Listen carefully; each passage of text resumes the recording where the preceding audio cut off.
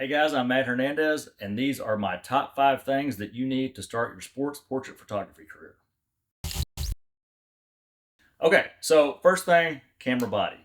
I know that seems pretty obvious. I debated whether or not to put that in lenses in this video, but I do get asked that quite a bit. Also, I'm going to have a separate video for what's in my bag as far as modifiers and that kind of thing, but we're going to hit all of them for these top 5 things. So, this is my A7R5, my Sony A7R5. It is the camera that I use the most. I have an A1, which I do suggest having 2 bodies because, God forbid, you drop your camera in the middle of a shoot, you have a backup, or something happens to it otherwise, like it gets stolen or something like that. I've had that happen one time in 13 years. I did drop my camera with my, I think it was my Nikon D3S or D4S, one of the two. In 7200, I dropped it taking senior pictures, and I had a football game that night. Thank goodness I had a second body, well, 2 actually second bodies, so I was good. Had I not, I would have been screwed completely. So it's very dangerous to have one if you do it for a living. If you do it for a hobby, that's a little bit different, obviously. These are not cheap. So we're actually going to do 2 versions of this. We're going to have I'm going to tell you what I have, and then I'm going to tell you a little bit more budget-friendly version also. So like I said, I have this and the A1, which we're filming with, so I can't show you. It looks pretty much the same. I have the battery grip on here, which you don't have to have. I'll actually take it off real quick so you can see how much smaller it is. I like to have that on there. I've shot Nikon for 12 years, and so I was used to having that battery grip built in. It feels more stable to me, especially when you have long glass on here, but you don't have to have that. I use the A7R5 because the main reason, honestly, is because of the back screen, because it flips pretty much any way you want it to. The A1's a great camera too, but it's also really expensive. It's $6,500 at the time I'm taking this video, and this camera, the A7R5, is, I believe, $4,000. I think it was on sale for $500 less for Christmas, but I think that's what normally it sells at. So that's obviously not cheap, especially if you're doing it for a hobby. So alternately, you could use the newer A7CR, which actually has the same exact sensor as this, and it's $1,000 cheaper. The difference is the back screen is not nearly as good. It doesn't flip out the same way. I think it only goes to the side. The EVF is not as good. It's not as high resolution, either is the back screen. It's less frames per second. This is 10. I think that one is 8. I don't believe it does 120p when you're taking video. This one does. I think it only does 60, I believe, in 4K. This camera does shoot 8K. The CR does not. I don't ever use 8K. I don't think many people would have a whole lot of use for that, but it is there on this one. So that's what you pay the extra $1,000 for. But that, because I mean, other than that, the sensor is exactly the same, like I said. So the files are going to come out identical. The other option is the A7C2, which came out with the A7CR. It is 33 megapixels versus 60 on the A7R5 and the A1. And it is 10 frames a second. This is also 10, and then the A1 is up to 30. So, and again, I think the screen is the same as the A7CR, so it flips out, but it doesn't have the versatility of this one. So it's $21.99, I believe, is the retail price at the time we were filming. So it's significantly cheaper, but it's still a really capable camera if you want to go that route. I wouldn't suggest going a whole lot below that if you're wanting to do this for potentially for profession or wanting to make money doing it. Those bodies are really good. If you go too much cheaper, then you're going to get into sacrificing quality. And I think that personally, you get what you pay for. So depends on your budget, obviously, but those are 2 good options if you can't afford a body that's this expensive. The second thing is lenses. So I have the G Master 7200 2.8, and this is the second version. I've had both. I will say the second version is much better than the first.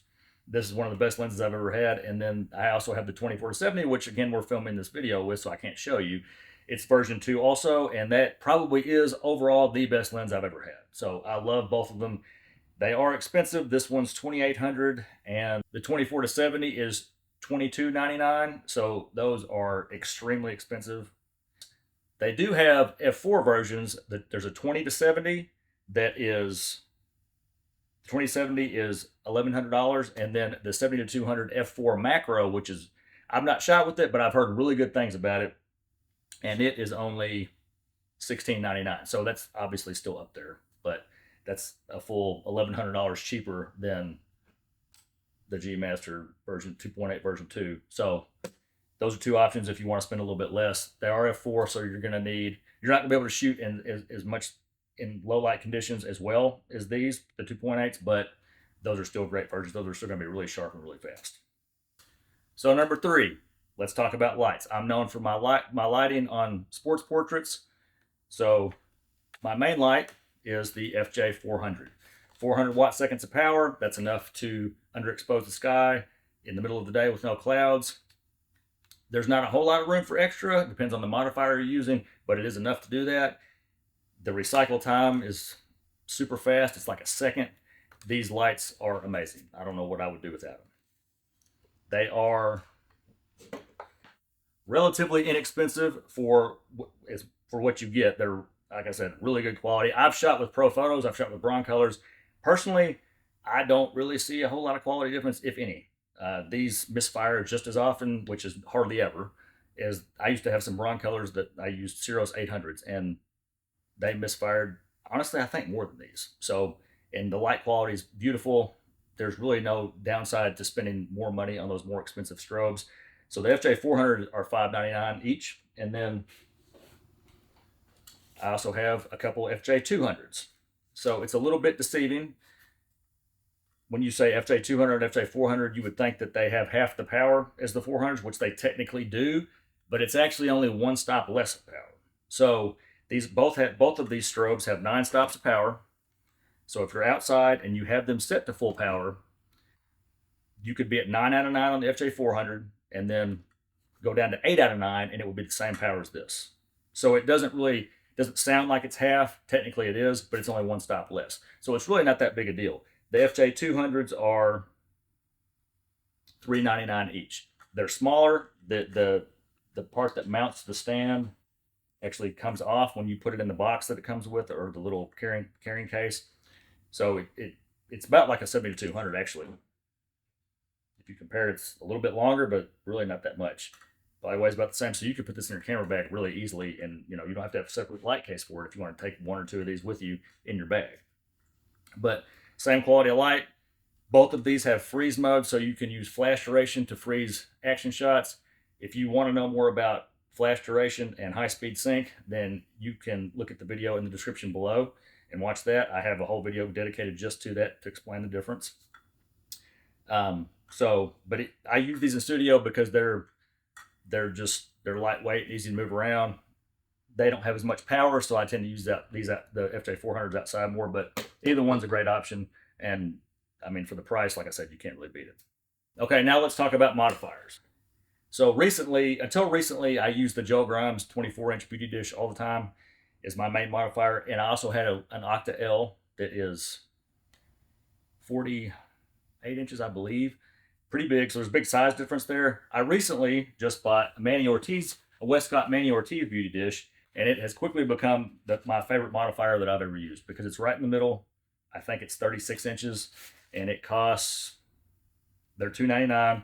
I mean, to me, this is a beautiful, it makes absolutely beautiful light. We've got a white interior. They have a silver one also. So I'll just put it together real quick so everybody can see. So a beauty dish, what it does is it has this silver piece, this metal piece here that goes into the bracket that attaches to the strobe, and the light hits this and reflects back into the umbrella, so it spreads it out, and then it pretty much eliminates the hot spot. So it has diffusion here, you can see. So they're put together. You can see it goes together really easily. The Joe Grimes dish goes together the same way. It's just smaller. So the smaller the light source, the harsher the light. So that's why I like this one, because it's a little bit bigger and a little bit softer. It has a lot of power though. So it attaches to the light back here, and then the light hits that disc and then reflects into the umbrella and bounces out. And like I said, eliminates the hot spot. There's a diffuser here to make the light softer. You can leave it on or take it off, depending on the look that you want. The alternate version to that would be the Westcott Apollo. This is the 43-inch silver deep umbrella. So umbrellas are cheaper. This one is $149, so it's half the price. It's a little bit bigger. This is 43 inches versus 36. When I pop it out, you're going to see it looks like it's about the same size. Okay. So they have white interior also, or silver. Silver is going to be more specular and give you a higher output. So I usually have both options. With the gel Grimes Beauty Dish, I have a silver and a white. I don't have the silver Manny Ortiz yet, but I do plan on getting it. And I do have white versions of this umbrella also. So, and then there's the Fusion that comes with it that you can put on the outside of the umbrella. So pretty much mimics what the Ortiz does. It just softens the light. There is no disc to eliminate the hot spot in this one, so the light's going to be a little bit brighter in the middle, but it's still a great option for half the price. One other thing too, when you go cheaper like that, I said it before, you get what you pay for. So umbrellas are great and they don't cost as much, but they are going to tear up quicker too. So you need to keep that in mind also. And the last thing, which I don't have a budget option for because there isn't one, because I mean, really, this isn't that. I mean, it's $100. That's not nothing, obviously, but in the grand scheme of things, it's not that expensive for what you get. The deep focus reflector. So the Manny Ortiz and the Apollo were softer light sources. This is going to be a harder, more directional light source. So this is 45 degrees. Goes on the end of the light like that. And anytime you see any of my photos that are really dramatic outside in the middle of the day where I darken the background and underexpose the sky, I'm using these. Sometimes I double them up. A lot of times I'll have them across from each other. Sometimes I'll use 4, have 2 on each side. But I don't know exactly how much more power you get from, this is a silver interior that's got a little bit of texture to it, which increases the output of the light. I don't know exactly how much more power you get from that, but it's significant.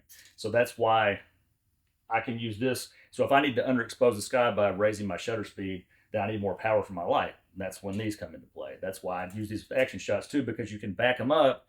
And because this is so concentrated at 45 degrees, it throws light in a very specific place. So I can mark a spot on a field, have a receiver run to it, and take the picture when he's over the mark, and have this light pointed right at it. I know where he's going, and I don't need to waste light by letting it throw everywhere, right? Because I don't really care if it's soft because I'm taking an action shot. So it's not as big of a deal. But that's when I use these is for sports portraits, and you could use these for regular portraits too. They do come with a diffusion sock that'll go on the outside. I don't ever use that because I use it for a very specific purpose. But they're, like I said, $99, and for what you get, these are really great. You can see how much I've used mine by how beat up it is. Okay, that does it for the top 5 things that I would recommend getting to start your sports portrait photography career.